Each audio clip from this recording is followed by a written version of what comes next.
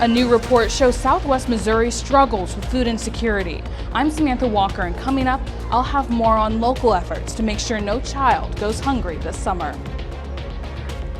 Plus, authorities respond to an overturned car crash in Jasper County. And the Miami High School holds a student loan event for families and students. The 4 states' most watched news starts now. Throughout the year, students who may be experiencing food insecurity at home can count on getting meals at school. But what about during summer break? This is KOAM News at 6. I'm Tanya Bach. KOAM's Samantha Walker has more on local efforts to make sure no child has to go hungry. A recent report from Feeding America shows that 1 in 5 children continue to face hunger and food insecurity in Southwest Missouri. It's an issue organizations like Ozark Food Harvest know all too well, and the summertime means more stress for families struggling. So many of those kiddos that are living with families or that are in a part of families that are food insecure have access to the free and reduced lunch program for about 9 months out of the year. And so when the summer hits, suddenly it becomes very difficult for families to figure out how are we going to cover that meal gap for the next 3 months. It's a question school districts in Southwest Missouri frequently see families struggle with. It's why summer meal programs can be an important resource. Because this is another option for them if they don't have this at home, that at least for the 4 weeks that we provide summer school, they can eat every day, at least Monday through Friday, 2 meals a day. Using federal grants, area school districts in Southwest Missouri can provide breakfast and lunch to children 18 and under to ensure no one will go hungry, even if school isn't in session. We have here in Joplin, we have a pretty high food insecure population, so it's just another option for them. You know, there are other programs that do great things, but it's just another option for them. And plus, a lot of these kiddos are comfortable in their school. Last summer, Joplin schools served more than 55,000 meals through their summer program. In Carthage, they averaged more than 1,200 a day. That's why we want it to be nutritionally dense as much as possible, you know, with a few fun foods thrown in there. But this may be the only meals that they get. These meals are open for all children in the community. They don't have to be attending summer school to be able to come and leave with a full stomach. There are no income guidelines. It's just free to all. They can just walk in from the street and just grab a meal. But Ozark Food Harvest says the federal program offered through area school districts is just one food resource for families this summer. They also work with other organizations across the state to make sure children have access. ozarksfoodharvest.org/need help, and that has a listing of all of the charities spread across our 28 county service areas. So that way folks can see whether it's a food pantry, a feeding site, or a summer school feeding site, what is closest to them so that way they can get access. Reporting in Southwest Missouri, Samantha Walker, KOAM News. We have a list of participating programs where families can find summer meals on our website at KOAMnewsnow.com. Meteorologist Lindsay Gaffney joins us now with a first look at weather. Well, we've had a pretty rainy, dreary day today. All of those showers are finally on their way out to the east. You can see clouds starting to clear all the way out to Chanute, even getting closer to the Pittsburgh area. Those are going to continue to push out of the area. Now, we had a few showers earlier in our central and southern counties, but we're looking pretty good. Now, accumulation across the area has been low, about half an inch in Joplin, quarter of an inch out in Pittsburgh. Parsons saw nearly an inch of rain, but the most in our area was up in Yates Center with 1.5 inches of rain. So we didn't see a ton of accumulation, which is a good thing. Now taking a look, you can see out in Rangeline, we had maybe a few more sprinkles out there. But you can start to see how the sun's peeking behind those clouds. Temperatures are in the low 60s, dropping down to the low 50s tonight, but we've got a warmer weekend ahead. I'll have those details coming up. All right, thanks, Lindsay. Well, authorities responded to a car crash on Kafer Road today. According to witnesses, the mail carrier lost control, hydroplaned, and flipped over. The daughter of the driver confirmed her mother was transported to an area hospital for evaluation. Well, Vernon County is saddled up and ready to rodeo this weekend. The rodeo is part of the weekend-long Vernon County Youth Fair. The event begins at 8 p.m. tonight. We're going to take you there. Competitors have spent all day getting ready for tonight. Organizers tell us what makes this weekend so special. I think it's just a fun experience, a bond with a wilder time. People want to come out and see how things were a couple hundred years ago, and they can live that through rodeo.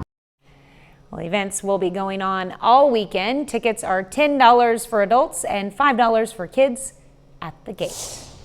Well, students and families looking for information on student loans could head out to the Miami High School today. Staff from the school helped with FAFSA and Oklahoma Promise applications. Students currently enrolled in the 11th grade must complete the Oklahoma Promise application by June 30th. For those interested who missed today's event, don't worry, the library is hosting another session tomorrow. One sure sign that summer is just around the corner is the opening of community splash pads, pools, and aquatic centers. Tomorrow is the day for some area communities. Chillier temps postpone the opening of the Miami pool and splash pad, but both plan to open their doors tomorrow. The same goes for the Joplin Aquatic Center and Water Fun Centers in Pittsburgh. Well, softball season heats up for some Southeast Kansas high school teams. John Dales has the details coming up later in sports. But up first, change can be difficult. Take a look at how some local businesses plan to deal with no more pennies. Big changes are coming to the way we spend our change. The U.S. Treasury announces it will stop manufacturing pennies starting in early 2026. According to the U.S. Mint, it now costs nearly 4 times more than a penny's value just to make and distribute it. As KOAM's Lonnie Walton reports, some say just because the penny isn't being made doesn't mean it has to vanish completely. No, right now it's not affecting us because there's plenty. You can go to the bank and get as many as you need. Michael Wiggins is the owner of Granny Schaefer's in Joplin. He knows soon pennies could be a thing of the past. He says he's got a process. When it does, we'll just set up our point of sale that'll round it up to a nickel.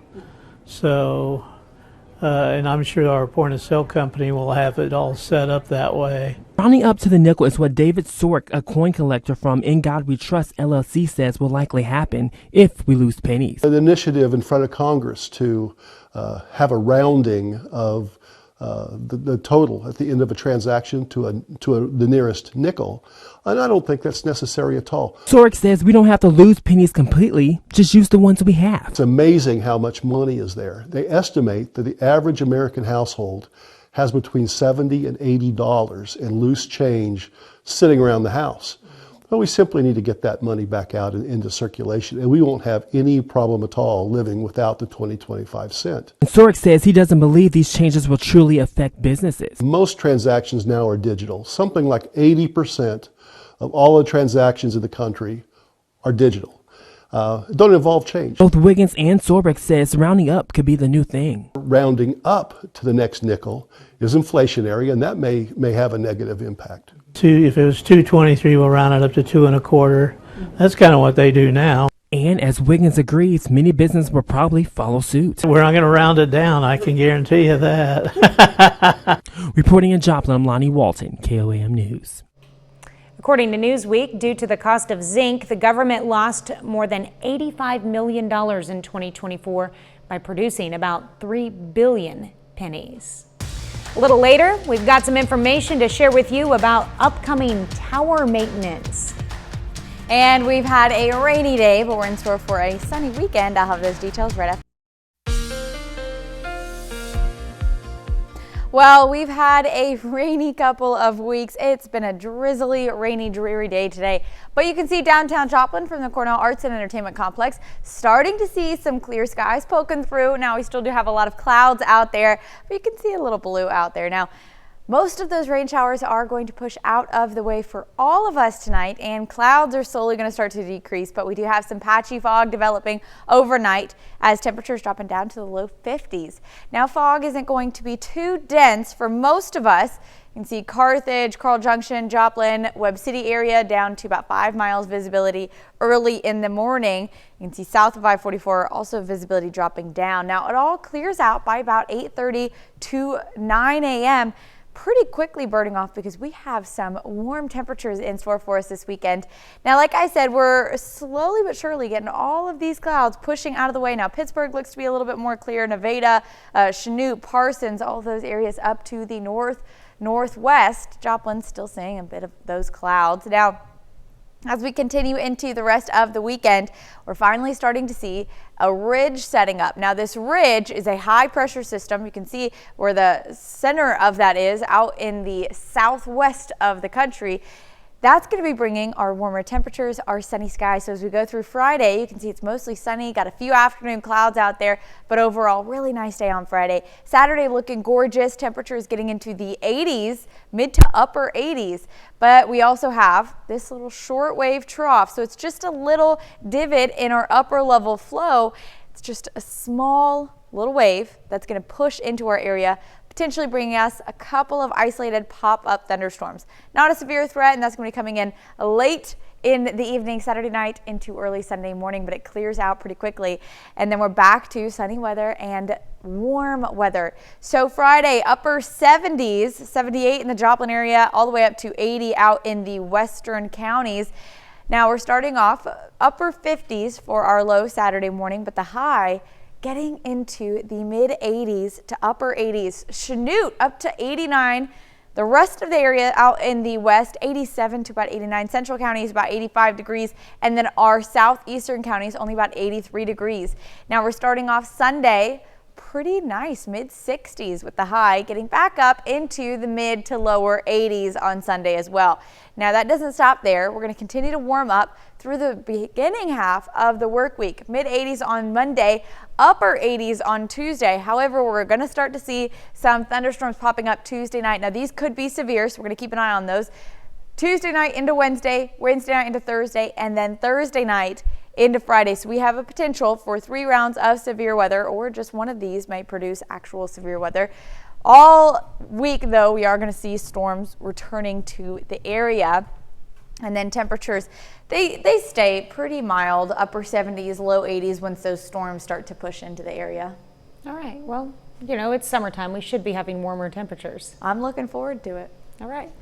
All right, thanks, Lindsay. Well, listen up, music lovers. So this is a live look from inside the Neosho Newton County Library, where the town is striking up its annual free concert series. Now, the weather today moved the concert indoors from where it was originally planned at Big Spring Park. Visitors headed out tonight can enjoy the orchestral folk stylings of Molly Healy.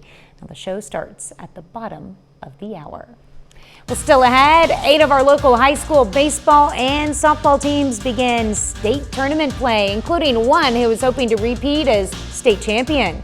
John Dales has all the highlights and scores up next in sports.